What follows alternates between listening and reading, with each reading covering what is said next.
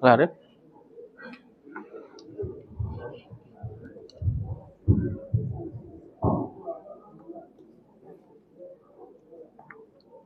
Bismillahirrahmanirrahim. Assalamualaikum warahmatullahi wabarakatuh. Alhamdulillahi rabbil alamin. Nahmaduka rabbi kama yanbaghi li jalali wajhika al-karim wa 'azimi sultanik. Asyhadu an la ilaha illallah wahdahu la syarika lah wa asyhadu anna Muhammadan 'abduhu wa rasuluh. Allahumma salli wa sallim wa barik ala sayyidil mursalin wa imamil muttaqin sayyidina wa habibina wa qurrati a'yunina Muhammadin wa ala alihi wa sahbihi wa man ihtada bihadihi wa sanna bi sunnatihi ila yaumiddin. Subhanaka la ilma lana illa ma 'allamtana innaka antal alimul hakim. Allahumma 'allimna ma yanfa'una wanfa'na bima 'allamtana wa zidna ilman ya rabbal alamin. Rabbi shrah li sadri wa yassir li amri wahlul 'uqdatam min lisani yafqahu qawli, amma ba'd. Bapak Ibu hadirin wa hadirat muslimin dan muslimat, saudara-saudari seiman dan seakidah. Alhamdulillah, bersyukur pada Allah Subhanahu wa taala yang telah memberikan kita iman wal Islam sehingga kita bisa menjadi tamu Allah hingga saat ini di rumah Allah. Setelah diberi nikmat ibadah, sekarang kita diberi nikmat untuk melakukan ibadah yang lain, yaitu thalabul ilmi. Mudah-mudahan ilmu yang kita bahas menjadi pahala yang besar di sisi Allah, menjadi catatan amal yang indah nanti kita baca di yaumil akhir. Amin ya rabbal alamin.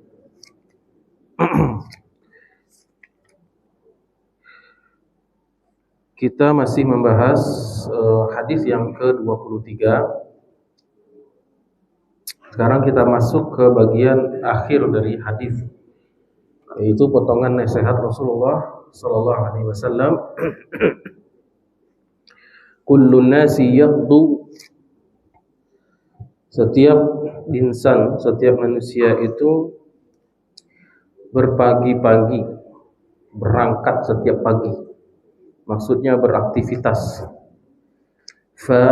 Maka di antara manusia itu terbagi dua. Hakikatnya kata Nabi, faba'i'u nafsahu atau faba'i'u nafsihi. Faba'i'u nafsah. Dia sedang bertransaksi. Setiap manusia berpagi-pagi atau berangkat menuju kerja. Setiap manusia pasti beraktivitas. Ya ayyuhal insan innaka kadihun ila rabbika kadhan famulaqih. Setiap orang pasti capek, pasti beraktivitas, pasti berkegiatan. Yang pejabat sibuk dengan jabatannya, yang karyawan sibuk dengan pekerjaannya, yang pegawai sibuk dengan kepegawaiannya, yang mahasiswa sibuk dengan kemahasiswaan, yang pensiun sibuk dengan kepensiunannya, yang pengangguran sibuk dengan penganggurannya. Ya, makanya jangan heran, ini nganggur Ustaz, aku nak tiba mengaji, ini sibuk rumah, sibuk dengan nganggurnya. Dulu janjinya mengaji, setelah pensiun nampak mengaji. Kiranya sudah pensiun dah aja mengaji. Berarti memang sibuk dengan pensiun. Baik. Semua kita pasti disibukkan dengan aktivitas masing-masing. Ustaz sibuk dengan kajiannya. Ahli maksiat sibuk dengan maksiat. Koruptor sibuk dengan korupsi. Menggali sate sibuk dengan satenya. Itu sudah sudah sunnatullah, sudah fitrah. Ya. Kullu nasi yaghdu. Setiap manusia itu pasti sibuk dengan aktivitas, ya. Ya. Inna sa'yakum lasyatta. Sesungguhnya urusan kalian itu kata Allah berbeda-beda, bermacam-macam. Namun dari seluruh ragam aktivitas manusia itu, maka sebenarnya hakikatnya mereka sedang bertransaksi dengan Allah. sedang jual beli. Al-bay' itu artinya jual beli. Ada bertransaksi dengan Allah Subhanahu wa taala. Namun ada transaksinya itu yang bagus, yang beruntung dengan transaksi itu, ada yang gagal, fail. Ada yang cilako, ada yang celaka, gitu kan? Makanya Allah Subhanahu wa taala dalam Quran mengatakan ya ayyuhallazina amanu hal adullukum ala tijarah. Wahai orang-orang yang beriman yang katanya yakin kepada Allah, mau tak kutunjukkan kepadamu suatu transaksi tijarah yang manfaatnya yang pertama tunjikum min azabil alim. Kamu dibebaskan dari api neraka, azab yang pedih. Tu'minuna billah wa rasulihi wa tujahiduna fi sabilillahi bi amwalikum wa anfusikum. Yaitu kamu bentuk transaksi dengan Allah itu apa?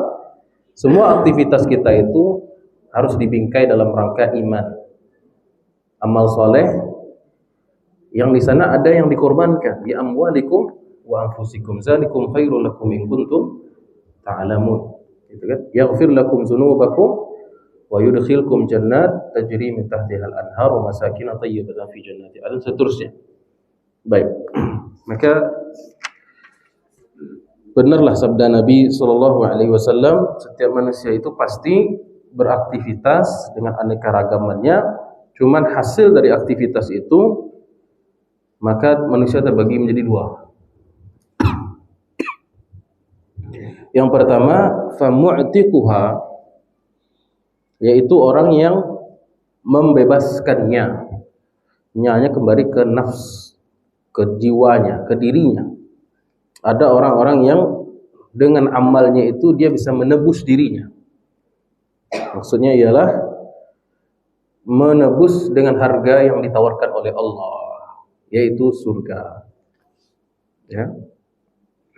Yang kedua atau pilihan yang kedua, ada yang tadi mu'tiquha. A'taqa yu'tiqu artinya membebaskan. Mu'tiq isim fa'il, artinya yang membebaskan. Membebaskan dirinya. Artinya membayar dirinya itu, membeli dirinya itu dengan suatu harga yang dia buat, suatu amal yang dia kerjakan sehingga Allah balas dengan surga di sisi Allah. Ya, sebagaimana firman Allah dalam surat At-Taubah ayat 111.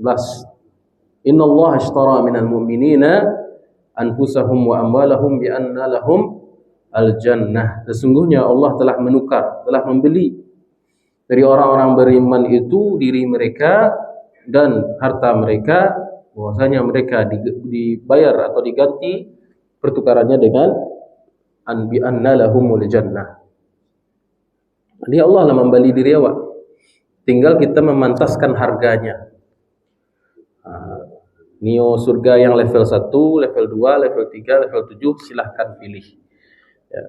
Sungguhnya Allah telah membeli jiwa orang beriman untuk diganti dengan surga. Maka harganya itu, harga yang kita tawarkan itu kepada Allah tergantung iman dan amal soleh kita tadi itu. Aktivitas kita sehari-hari, itulah usaha yang kita tawarkan nanti kepada Allah untuk ditukar dengan jannah. Baik. Sebagaimana firman Allah juga, wa minan nasi may yashtari nafsahu ibtigha'a mardatillah. Di antara manusia ada orang yang membeli dirinya untuk mengharapkan ridha Allah Subhanahu wa taala, wallahu raufun bil ibad. Baik. Kemudian wa mubiquha. Mubiq artinya yang membinasakan.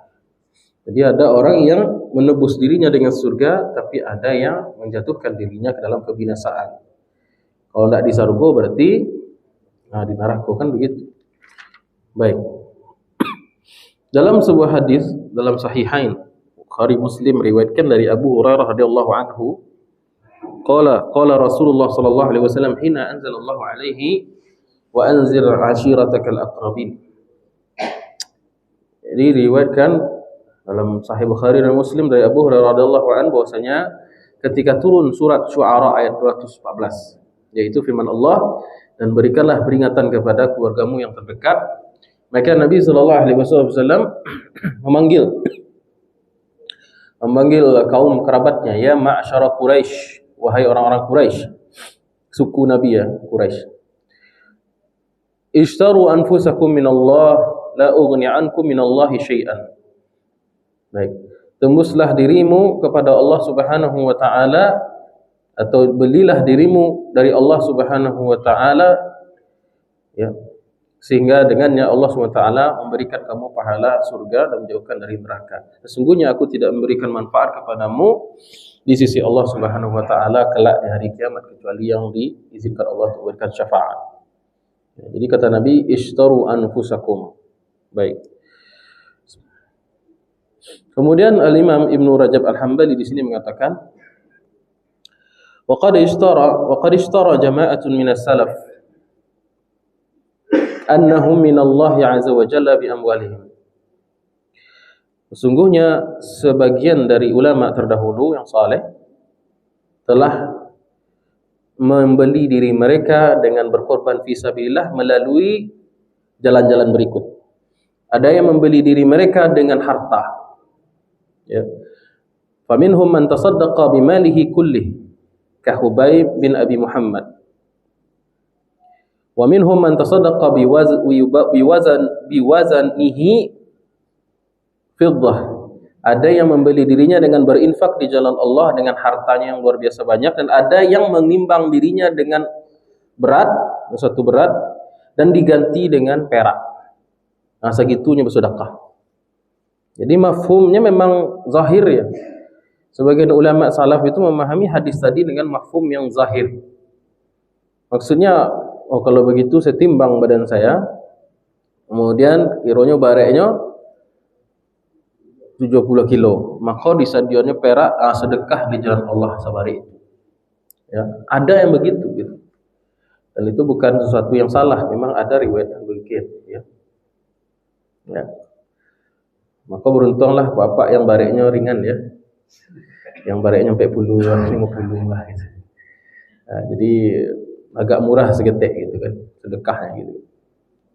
Sempatlah barek ya 90 100 gitu kan, agak susah meneladani yang demikian gitu kan. Bahkan salah samarat 3 kalinya melakukan itu dalam seumur hidupnya. Ditimbangnya bareknya kini kira 70, jadi sedekahnya sedekah perak bagi yang berkemampuan ya. Au arba'an, bahkan 4 kali dia melakukan itu, seperti Khalid bin At-Tahawi. Wa minhum man kana yajtahidu fil a'mali salihah. Sebagian ada yang membeli dirinya dengan berusaha sungguh-sungguh dalam beramal soleh.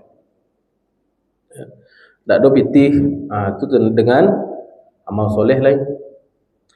Ya. Wa yaqulun, dan mereka, sebagian dari mereka berkata, innama ana asir.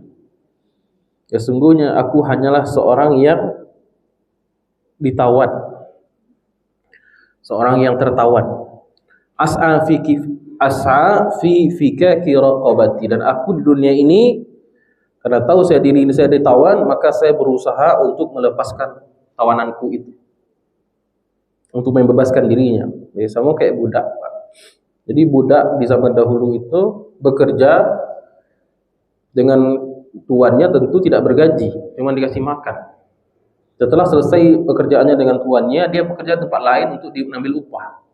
Upah itu ditabung setes-ketek, terkumpul piti, maka dia bayarkan harga dirinya itu kepada tuannya. Nah, itulah kira-kira. Nah, budak yang seperti itulah yang termasuk asnaf zakat yang 8. Budak yang sedang mengusahakan dirinya untuk bebas, ya. Ya, tapi untuk kepada tuan, orang yang memiliki budak dianjurkan dalam Islam untuk dibebaskan.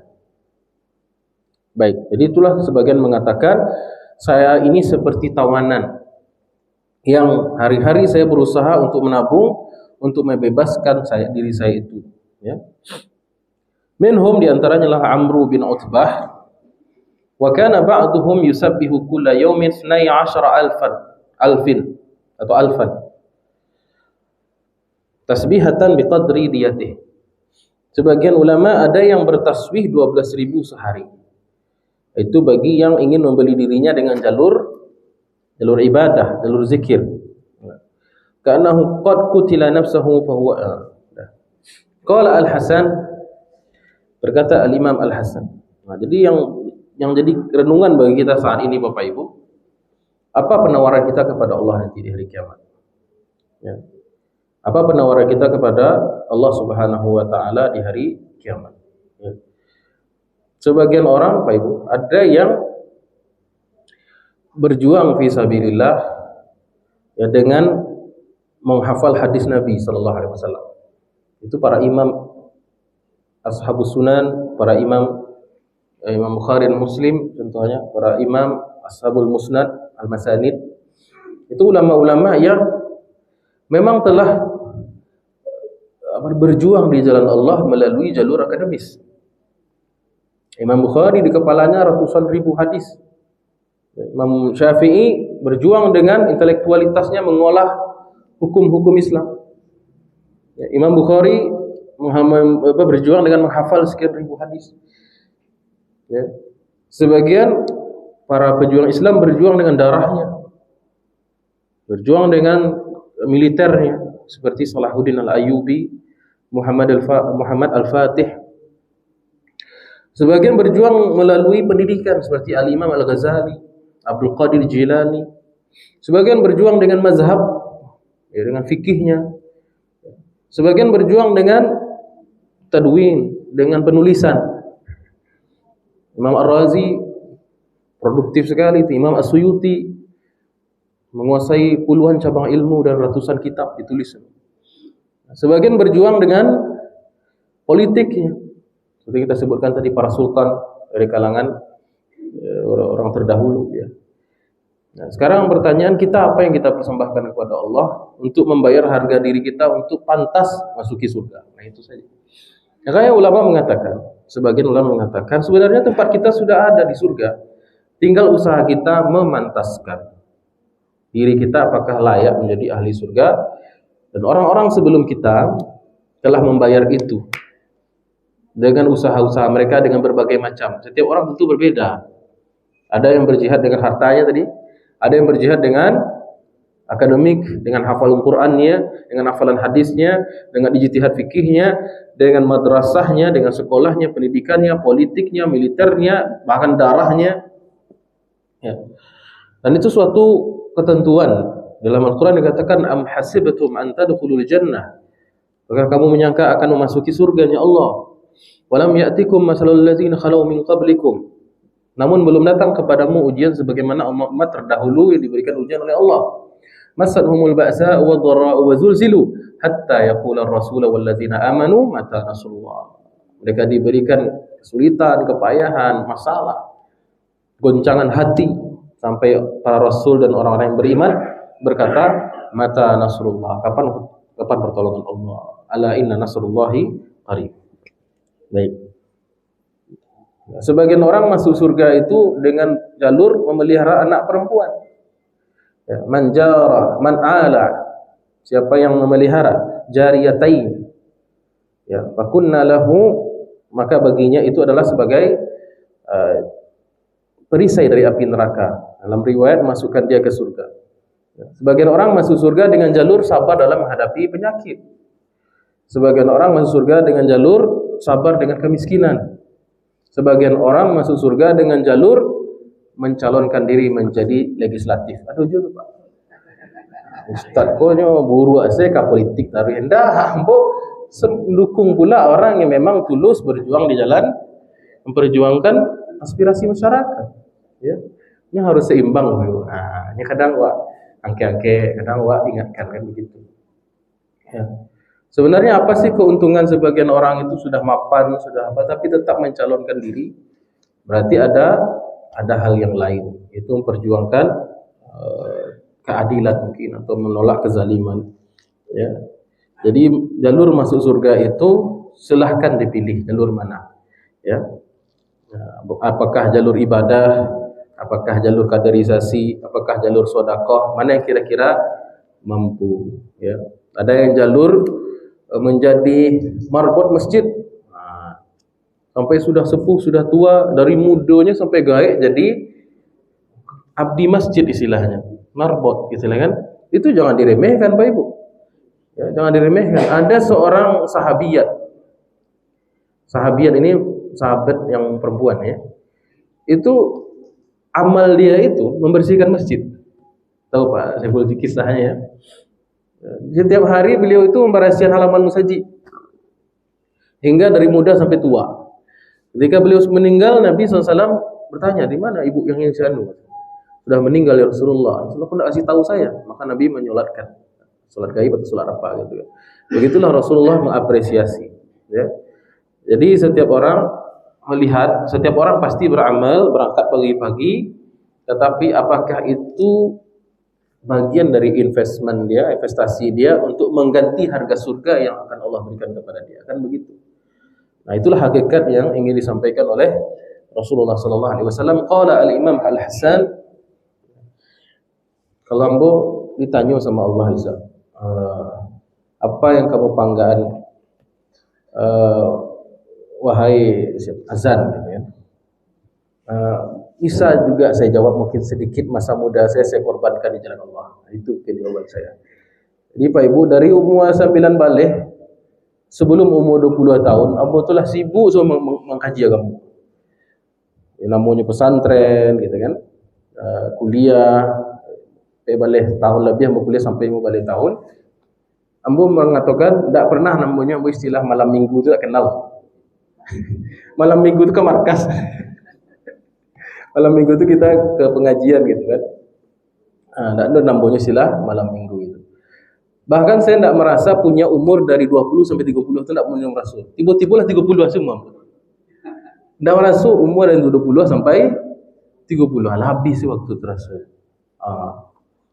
Maka masing-masing kita hanya Allah dan tahu apa yang akan kita korbankan untuk membayar harga surga yang akan Allah berikan kepada kita. Baik. Jadi mikir jamaah untuk Bapak Ibu. Kau persembahkan nanti di akhirat. Ya. Yang ada kini siapa contohnya Pak Wan misalnya. Pak Wan jadi ketua masjid. Nah, boleh itu ada jatah tuh. Masuk surga jalur pengurus masjid. Ibu-ibu apa? Amin gitu kan. Pak Azri masuk surga jalur sekretaris gitu. Apa? Iya. Pak Mai ada. Pak Mai mah. Mungkin jalur azan subuh gitu kan. Yang menggelegar. Di dalam bulan. Ya. Nah, jadi ada yang berjuang misalnya jalur politik misalnya, ya, ada yang berjalur dakwah seperti jamaah tabligh keliling-keliling kan begitu. Jadi siapkan saja apa yang kira-kira cocok buat perjuangan kita. Ya. Nah, ada yang di jalur sosial, bikin rumah anak yatim, bikin rumah tahfiz. Ada yang jalur jadi imam. Saya rasa itu imam Masjidil Haram itu masuk surga jalur imam gitu. Seperti Imam As-Sudais gitu kan, Al-Huzaifi gitu kan. Jalurnya itu masuk surganya lewat jalur imam. Yang penting ikhlas lillahi ta'ala. Itu jalur kita. Jangan sampai nanti kata Nabi dalam hadis yang diriwayatkan oleh Imam Bukhari, jangan sampai kamu melihat di hari akhirat manusia dan masuk surga dengan amal-amalnya, sedangkan kalian masuk surga dengan panggaan dunia kata Nabi. Ya, kamu melihat orang-orang masuk surga dengan amal ibadah mereka, sedangkan kamu hanya membawa hal-hal duniawi. Habis umur, habis tenaga, habis waktu. Ya, pergi pagi, pulang malam, semuanya ternyata tidak ada nilai investasi untuk membayar diri kita di surga Allah Subhanahu wa taala. Nah, itu yang investasi bodong itu namanya. Ya. Panik siang lagi tapi untuk dunia saja, lupa untuk akhiratnya. Baik. Baik Pak. Semua manusia itu pasti neraka.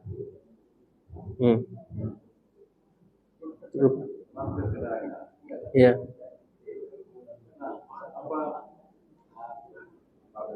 Apa yang bisa menolong kita? Baik. Surat Maryam ya, Pak ya? Surat Maryam. Oh ya, wa in minkum ila wariduha. Dia. Setiap kamu pasti melewatinya. Warid itu artinya wariduha artinya melewatinya. Bukan tafsir, maksud melewatinya ialah melewati sirat. Bukan neraka. Setiap kamu pasti melewati sirat tanpa terkecuali. Setiap mukallaf, jin, manusia itu semuanya pasti melewati yang namanya sirat. Sirat adalah sebuah jembatan ya, yang menghubungkan antara mahsyar dan surga, di bawahnya neraka. Manusia terbaik, Nabi dan Rasul juga melewati itu. As-sabiqun, kemudian ashabul yamin, orang-orang masuk surga pun pasti melewati itu. Berarti merasakan panas neraka juga, Pak? Enggak ada yang merasakan panas neraka. Kan dia di atas, di neraka di bawah, Pak. Ya. Nah, kalau yang jatuh baru terasa panas. Ya. Nabi dan Rasul lewat situ.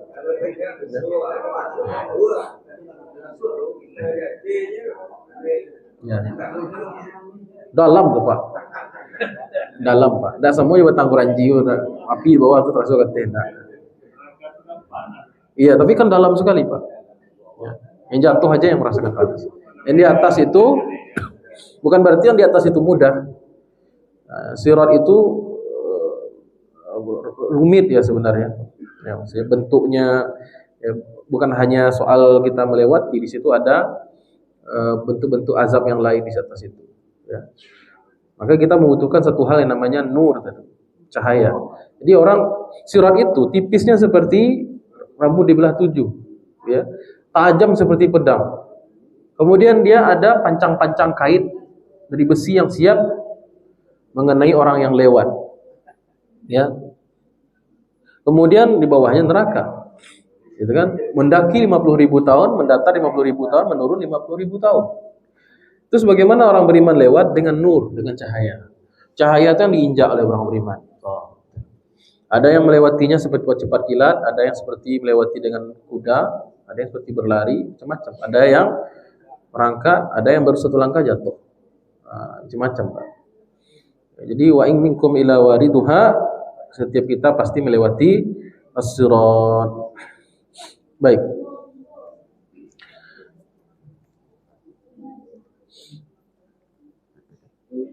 Ada ibu-ibu yang masuk surga dengan jalur punya anak-anak yang soleh-solehah. Ada ibu-ibu yang masuk surga dengan jalur senang memberi pabukuan, kamu saji. Itu ada juga. Nah, Bu? Iya, ada juga yang masuk surga melalui jalur thalabul ilmi, menuntut ilmu. Ya macam-macam sesuai dengan minat dan bakat. Baik, kita lanjut. Qala Imam Hasan Al-Basri, berkata Imam Hasan Al-Basri radhiyallahu anhu, al-mu'min fid dunya al-asiri yas'a fi fikaki raqabati. Seorang mukmin di dunia itu seperti tawanan yang berusaha untuk membayarkan pembebasan dirinya, sama dengan ucapan siapa tadi. Wala ya'manu, dan dia tidak pernah merasa aman syai'an, suatu pun, hatta yalqallaha azza wajal, dan dia tidak merasa aman hingga nanti dia berjumpa dengan Allah Subhanahu wa taala. Baik. Kemudian qala al-Imam Muhammad bin Hanafiyah. Siapa Imam Muhammad bin Hanafiyah itu? Anak dari Ali bin Abi Thalib. Cuman dari perempuan, dari istri dari kalangan Persia, dari suku Hanafiyah. Jadi Muhammad bin Hanafiyah itu sebenarnya bin Ali bin Abi Thalib. Ini saudara Sapa Ali, Hasan dan Husain. Jadi beda itu. Baik, wajahnya mirip sekali dengan Ali. Qala Muhammad bin Hanafiyah, inna Allah azza wa jalla ja'ala al-jannata samanan. Sesungguhnya Allah telah menjadikan surga itu sebuah harga. Li anfusikum, untuk diri kalian. Fala tabi'uha bighairiha, maka kamu tidak akan bisa membelinya kecuali dengan harga tersebut. Sesungguhnya Allah telah meletakkan harga untuk diri kalian, harga surga tersebut, maka jangan kamu mendapatinya kecuali dengannya. Maksudnya sesuaikan dengan harganya. Baik. Tidak bisa ditempuh kecuali dengan amal soleh. Baik. Itulah kira-kira hadis yang ke-23. Alhamdulillahirabbil alamin. Semoga kita bisa mengamalkan. Ada pertanyaan? Silakan Pak Saiful. Siapa yang memilih hari sholatnya,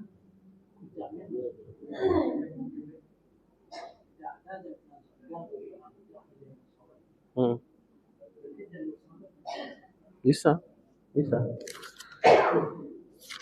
Kan kalau hadis sebelumnya itu malah simpel sekali. Ya Rasulullah, saya sholat 5 waktu, kemudian saya puasa Ramadan, kemudian saya menjaga apa yang saya makan itu halal, kemudian saya menjauhi apa yang Allah haramkan, adkhulul jannah, saya akan masuk surga.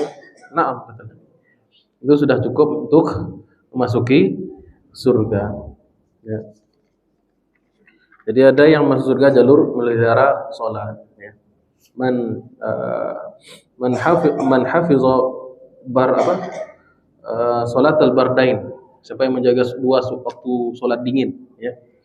Dakhalal jannah, dia masuk surga. Baik. Ada pertanyaan lagi Pak Ibu? Baik Pak Baik. Siap. Ya. Iya tuh. Jauh dari Pak? Jauh dari Jakarta. Background.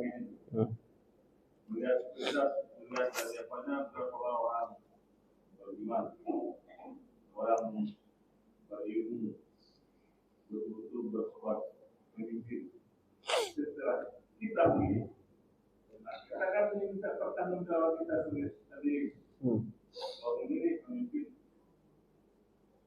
salah memilih, kita kan menambah resikonya juga kan gitu ya.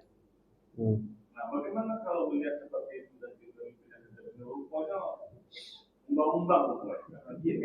Apa itu umbang-umbang Pak? Apa umbang-umbang Pak? Hah? Tambah naratif.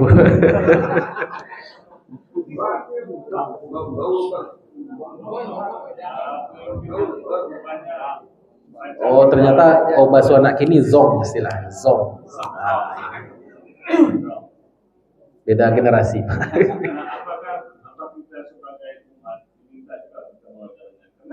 Baik. A'udzubillahi minasyaitonirrajim. La yukallifullahu nafsan illa wus'aha. Allah tidak membebani seseorang melainkan kesanggupannya.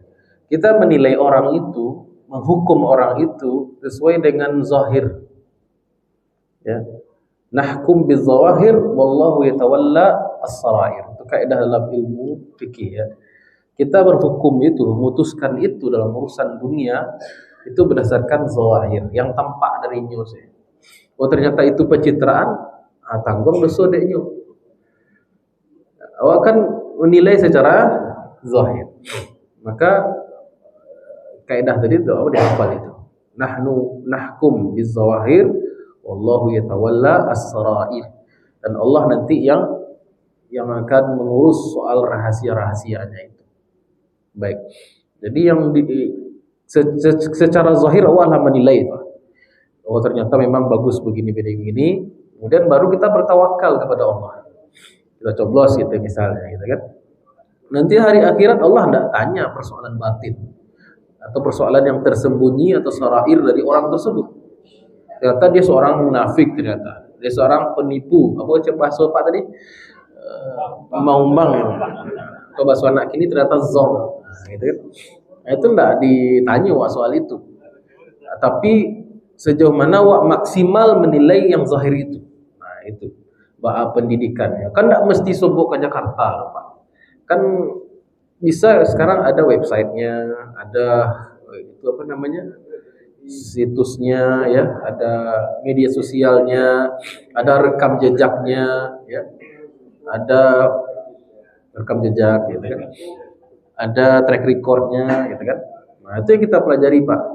Hindari yang namanya hoax, yang bohong-bohong gitu, yang berita-berita palsu gitu.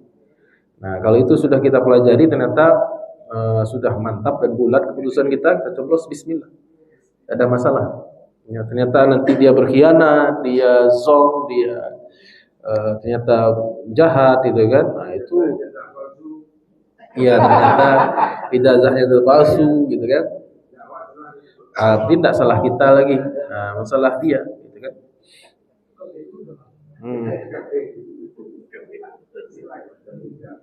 Baik.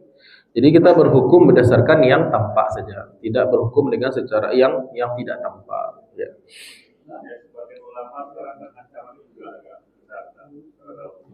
Hati-hati akan diminta pertanggungjawaban. Nah, bagaimana orang awam ini ya? Dia nggak tahu. Itu tidak salah, betul tuh Pak. Itu istilahnya begini. Itu bahasa khutbah saya bilang. Hati-hati ya wahai umat gitu kan, wahai jamaah, hati-hati milih pemimpin karena nanti dipertanggungjawabkan kepada Allah. Itu istilah saya tuh bahasa khutbah. Kan betul itu. Perinciannya nanti di pengajian. Nah, gitu. Masalahnya khutbah kok datang sekali sebulan khutbah Jumat. Tapi yang mau itu mengaji ndak, akhirnya terjadi ketidaksinkronan gitu. Nah, jadi memang kita minta pertanggungjawaban kepada Allah. Yang salah tuh Pak, lajaleh pemimpin ku buruk secara zahir tuh, lah ditampakkan aibnya. Dinampakkan celahnya, busuknya itulah nampak. Dipilih aja dah Pak. Itu yang salah, itu tanya di akhirat nanti itu. Ya. Itu yang tanya sama Allah. Jadi kalau itu minta tanggung jawaban sama Allah nanti. Allah nampak. Ya. Bagus ditanya tuh Pak Malik. Cak. Kalau kita udah masyarakat umum yang awam, yang awam, itu kita Iya. pertanyaan yang universal. Supaya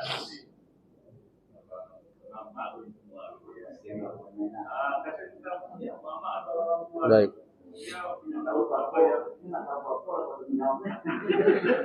Kalau saya memandang demokrasi itu Pak, sistem yang pincang gitu ya. Demokrasi yang bagus itu kita sadari diri kita awam, lalu orang awam ini sandarkan pendapatnya kepada orang yang alim, orang yang berilmu.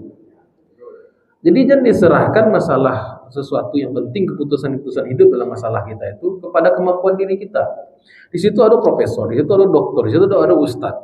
Ada ustadz lulusan luar negeri, misalnya ada ustadz. Maka kalau punya pilihan-pilihan, misalnya politik, Pak rancaknya bertanya ke orang yang lebih tahu. Kalau demokrasi kini apa yang terjadi? Suara orang yang berpendidikan, dokter disambut suara orang yang tidak bersekolah. Kan itu masalahnya. Maka demokrasi ini bincang sistemnya sebenarnya. Makanya ancaknya bertanya ke ustadz misalnya, pilihan ustadz. Tapi tidak rancak di pengajian tuh. Di belakang sih lah Pak. Nah kita mengkaji juga Pak, mana yang baik itu yang yang Allah nampak buruk itu gitu kan. Nah, kenapa Ustadz tidak bisa terlalu vokal di pengajian-pengajian untuk masalah itu? Karena sebenarnya seorang dai, seorang ulama, seorang Ustadz itu tidak sebenarnya mereka ingin mengayomi seluruhnya. Pokoknya tidak pernah nyebut merek gitu, di pengajian itu. Pilih ini Pak Ayat ini benar. Karena ingin mengayomi seluruhnya. Nah, tapi kalau ditanya secara pribadi, bolehlah. Kita tahu pilihan apa.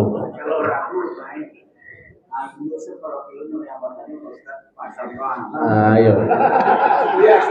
Pak Zam diangkat jadi jubir dia. Juru bicara. Baik. Baik. Jam berapa Isya Pak? Sampai 9. Kalau disambung hadis celai banyak Pak. Hadis yang ke-24 sekarang. Semakin dekat kepada 42 nih Pak. Kalau 20 kan habisnya hadis yang ke-42. Maksudnya apa? Kambiar. Kita makan bersama nanti Pak ya. Untuk apa? Tasyakuran menamatkan hadis Arba'in Nawawi. Itu kan begitu. Ya. Jauh-jauh hari kita ingatkan kepada Pak Wan. Baik. Hadis yang 24 ini berbunyi A'udzubillahi minasyaitonir rajim. Bismillahirrahmanirrahim. An Abi Dzar Al-Ghifari radhiyallahu anhu an Nabi sallallahu alaihi wasallam fima yarwihi an Rabbih azza wa jalla annahu qala. Hadis ini diriwayatkan oleh sahabat bernama Abu Dzar Al-Ghifari, Jundub bin Junadah nama aslinya. Kisahnya sudah biografinya sudah kita jelaskan pada hadis sebelumnya, mantan preman yang menjadi sahabat Nabi ya. Lalu mengajak kampungnya sekampung se-Islam kan gitu. Nah, jadi ketika kita membaca Abu Dzar Al-Ghifari ada muncul optimisme di situ. Preman saya bisa menjadi sahabat yang mulia gitu kan. Masa awak enak preman enggak bisa gitu kan, lebih baik gitu. Dari Nabi sallallahu alaihi wasallam meriwayatkan dari rohnya. Jadi rawinya nih Nabi ini sallallahu alaihi wasallam, al-mutahaddisnya adalah Allah Subhanahu wa taala. Jadi yang punya kalam ini adalah Allah Subhanahu wa taala, diriwayatkan oleh Nabi. Ya, tapi bukan Quran. Jadi itu firman Allah yang diriwayatkan oleh Nabi, lalu diriwayatkan oleh sahabat, tapi bukan Quran. Nah, jadi kalamullah yang bukan Quran itu disebut dengan hadis qudsi. Nah, jadi dari hadis yang pertama sampai 23 semuanya bukan hadis qudsi, hadis biasa, hadis nabawi istilahnya. Masuk hadis 24. Nah, ini masuk kita hadis yang dikategorikan oleh para ulama dengan istilah al-hadisu al-qudsi. Hadis qudsi definisinya ialah, ulama beda pendapat, tapi saya kasih saripatinya saja, kesimpulannya. Hadis qudsi itu adalah kalam Allah, ucapan Allah. Ya. Namun dia bukan Quran. Namun dia bukan Al-Quranul Karim. Tidak ada dalam Quran 30 juz 114 surat, 6236 ayat, tidak ada. Maka hukum yang berkenaan dengan hadis qudsi ini berbeda dengan hukum Al-Quran. Kalau hukum Al-Quran dia muta'abbad bitilawatihi, membacanya saja satu huruf 4 pahala. Pahala membaca Al-Quran. Tetapi hadis qudsi tidak demikian. Ya. Kemudian hadis ini berbunyi ya ibadi. Nah, di hadis ini ada 10 ya ibadi. Setiap ya ibadi itu wahai hamba-hambaku artinya. Wahai hamba-hambaku itu ada 10 kali pengulangan. Jadi bisa dikatakan hadis ini ada 10 kalimat. Ya ibadi, wahai hamba-hambaku kata Allah, inni haramtu zulma ala nafsi wa ja'altuhu bainakum muharraman fala tazalamu. Ini kalimat pertama. Wahai hamba-hambaku, sesungguhnya aku telah mengharamkan kezaliman terhadap diriku sendiri. Dan aku menjadikannya di antara kalian sebagai sesuatu yang muharram, yang haram. Fala tazalamu, maka jangan kamu saling menzalimi. Jangan kalian saling berbuat zalim. Ini potongan yang pertama. Ya. Dari potongan ini kita sudah tahu bahwasanya Allah Subhanahu wa taala menetapkan zalim itu satu yang haram. Apa itu zalim? Wad'ul asya'i fi ghairi mawadhi'iha. Zalim itu kata ulama definisinya ialah meletakkan sesuatu bukan pada tempatnya. Ya. Meletakkan sesuatu bukan pada tempatnya itu namanya zalim. Ya. Sebenarnya zulm, ya, orangnya disebut dengan zalim. Sebenarnya definisinya zulm. Ya. Lawannya adalah adil. Adil itu menempatkan sesuatu pada tempatnya. Ya, peci ditaruh di kepala, ini namanya adil ya. Tapi kalau dijadikan itu sendal, itu tidak adil. Itu namanya zalim namanya. Secara bahasa begitu, gitu kan? Ya. Udah masuk waktu, supaya kita adil kita sholat. Karena menempatkan sesuatu pada waktunya, ya. Tergantung kan jadinya Pak, apa bertanya tadi? Tidak Pak. Insyaallah kita sambung pekan depan hadis yang ke-24. Subhanakallahumma rabbana bihamdika, sallallahu astaghfiruka wa atubu ilaik. Assalamualaikum warahmatullahi wabarakatuh.